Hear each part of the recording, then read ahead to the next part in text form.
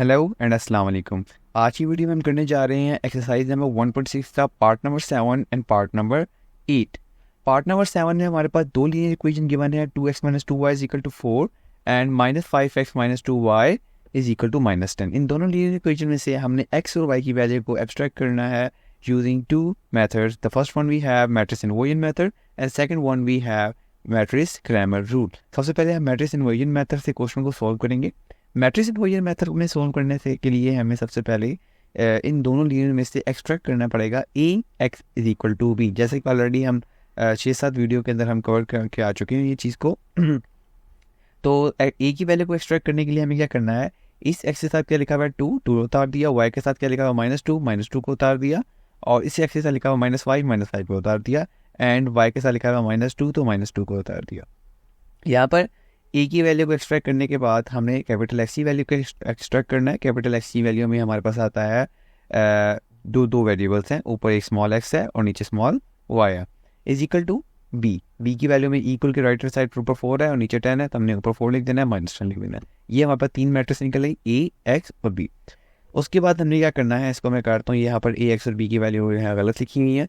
उसके बाद इस ए की वैल्यू का हमने क्या लेना है, डिटर्मिनेंट। आप ये कैसे पता लगेगा, तो इसके लिए आपको एक फार्मूला याद रखना है जो ऑलरेडी मैं बता चुका हूँ, x is equal to A inverse P. तो यहाँ पर आपने क्या देखना है, ए इनवर्स निकालना है, और ए इनवर्स में निकालने के लिए हमें दो चीज़ें चाहिए, एक है एडजॉइंट और एक है डिटर्मिनेंट ए का।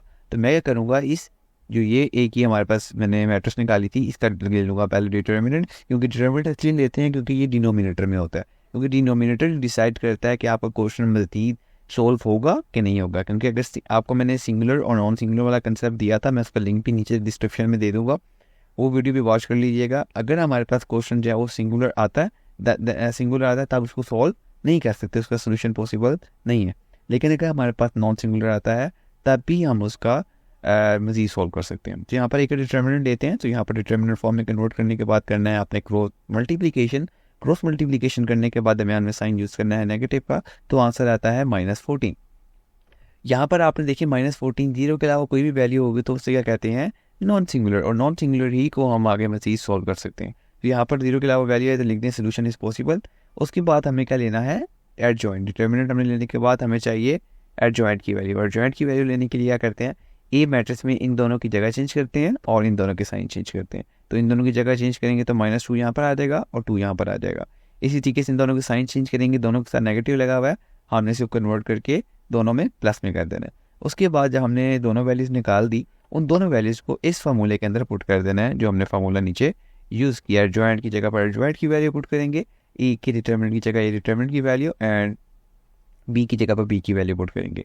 देन यहाँ पर हमने इन दोनों मैट्रिसेस को आपस में मल्टीप्लाई करना है, और मैट्रिक्स मल्टीप्लाई के लिए हमें एक कंडीशन याद रखनी है हमेशा कि फर्स्ट मैट्रिक्स के अंदर हमारे पास number of column and second matrix के अंदर नंबर ऑफ रोल्स जो हैं वो इक्वल होने चाहिए। दोनों को मल्टीप्लाई करने के बाद हमारे पास जो वैल्यू आती है वो है -28 और नीचे आ जाता है 0। इस -28 को मल्टीप्लाई करेंगे 1/-14 के साथ, एंड 0 को भी 1/-14 के साथ मल्टीप्लाई करेंगे, तो आ जाएगा -28/14 एंड 0/14। ठीक है, तो इसकी जब हम कटिंग करेंगे तो आ जाएगा 2, माइनस से कट हो जाता है, और 14 एंड 14 2 28, तो 2 ऊपर आ गया। और जब भी हमारे पास, आप इस फ्रैक्शन में अगर गौर करें, तो जब भी न्यूमिनेटर के हमारे पास 0 आता है तो नीचे हम 0 के अलावा कुछ भी हो डिनोमिनेटर में, तो हमेशा आंसर क्या आना है, 0 आना है। तो उसके बाद आपने क्या करना है, इस कैपिटल एक्स की जगह पर इस कैपिटल एक्स की वैल्यू पुट करनी है जो हमने ऊपर एक्सट्रैक्ट की थी दो लीनियर इक्वेशन से, जो किसी ऊपर एक्स और नीचे वाई। यहाँ पर पुट करने के बाद आपने इसको कंपेयर कर देना है, एक्स की वैल्यू 2 बन जाएगी और वाई की वैल्यू 0 बन जाएगी। सोल्यूशन सेट में लिख देना है कर्ली ब्रैकेट के अंदर पहले एक्स की और फिर वाई की। अब इसको क्रैमर रूल से करना है। क्रैमर रूल में करने के लिए आपको दो फार्मूले याद रखने हैं, एक एक्स का और एक वाई का। तो हम यहाँ पर एक्स का फार्मूला सबसे पहले देख लेते हैं। एक्स का फार्मूला है हमारे पास ए एक्स का डिटर्मिनेंट डिवाइडेड बाय ए का डिटर्मिनेंट। ठीक है, तो यहाँ पर हम क्या करते हैं, ये लिखा हुआ है ए एक्स का डिटर्मिनेंट लेंगे, और ए एक्स की वैल्यू किस तरीके से एक्सट्रैक्ट करनी है वो भी मैं जल्दी से बता देता हूँ आपको। ओके, ए एक्स के लिए हमें क्या करना है कि ए एक्स का पहला कॉलम ये हो जाएगा और दूसरा कॉलम ये हो जाएगा। ए वाई के लिए पहला कॉलम ये और दूसरा कॉलम ये हो जाएगा। तो यहाँ पर आप देख सकते हैं ए एक्स में मैंने ले ली 4 - 10 -2 उसके बाद आपको पता है कि आपने इसका डिटर्मिनेंट लेना है, तो क्रॉस मल्टीप्लिकेशन करेंगे और दरमियान में साइन का यूज़ होता है नेगेटिव का। इसका ए एक्स का डिटर्मिनेंट आ गया -28। देन हम लेंगे ए वाई का डिटर्मिनेंट, इसको भी डिटर्मिनेंट फॉर्म में कन्वर्ट करने के बाद हमने सी करनी है क्रॉस मल्टीप्लिकेशन और दरमियान में साइन यूज़ किया नेगेटिव का।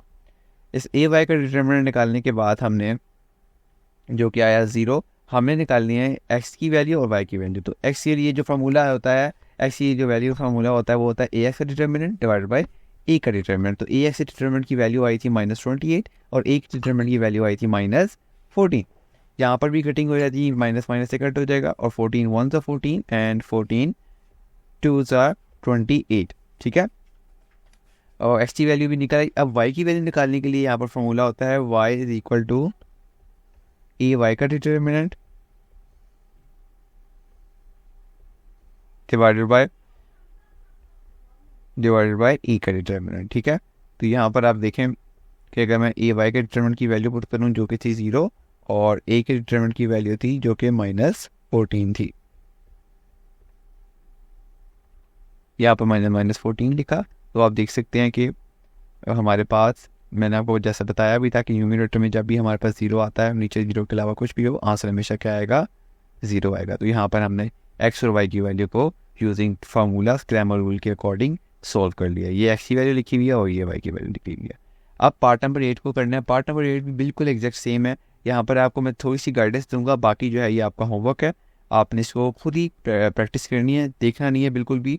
पार्टनर इसमें 2 लीनियर इक्वेशन है, एक्स और वाई की हमने वैल्यू फाइंड करनी है 2 मेथड से, एक मैट्रिक्स इन्वर्जन मेथड और मेथड क्रैमर रूल। ओके, थोड़ा सा बस आइडिया बता देता हूँ ए एक्स और ए वाई की वैल्यू का क्रैमर रूल में। ए एक्स में आपने क्या करना है, ए एक्स में पहला कॉलम आपको ये बन जाएगा और ए वाई का दूसरा कॉलम ये बन जाएगा। इसी तरीके से ए वाई का जब डिटर्मिनेंट लेंगे तो ए वाई की वैल्यू को निकालने के लिए पहला कॉलम ये वाला और दूसरा कॉलम ये वाला ले लेंगे।